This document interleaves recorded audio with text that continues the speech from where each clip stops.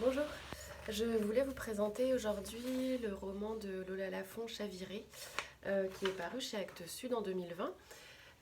Donc Lola Lafont, c'est une auteure on aime bien suivre à la médiathèque et ce dernier roman est particulièrement intéressant. On suit en fait l'histoire de Cléo, une adolescente qui a 13 ans dans les années 80 et qui vit en banlieue parisienne. Elle s'ennuie entre les cours au collège, la vie à la maison. Et sa passion, la seule chose qui l'anime dans la vie, c'est la danse. Son cours de modern jazz à la MJC, c'est vraiment sa respiration. Et en fait, c'est à la sortie de l'un de ses cours que Cléo va faire la rencontre de Cathy, qui lui vante la possibilité d'intégrer une école de danse, de décrocher une bourse pour réaliser son rêve, en intégrant la fameuse fondation Galatée. Et en fait, petit à petit, on comprend que Cathy resserre l'étau autour de Cléo jusqu'à la convoquer un mercredi devant un jury pour défendre ses chances pour intégrer cette mystérieuse fondation. Et le piège ainsi peut se refermer. La fondation et le jury ne sont en fait que chimères. Et ce mercredi, c'est le début de l'enfer pour Cléo, puisqu'elle se rend devant ce jury composé d'hommes qui vont en fait abuser d'elle. Donc pas de bourse pour Cléo, pas d'école de danse, mais la seule perspective de devenir elle-même assistante pour Cathy.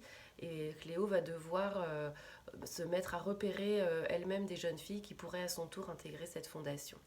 Ainsi, la vie de Cléo continue, mais en silence, comme en sourdine, dans ce piège sur lequel sa vie s'est refermée.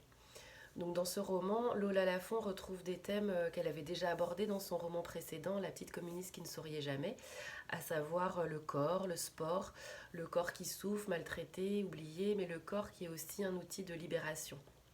Et Lola Lafont interroge aussi le temps, en fait ce temps qui ne change pas grand-chose à la souffrance initiale, mais qui ouvre quand même sur une possibilité de résilience.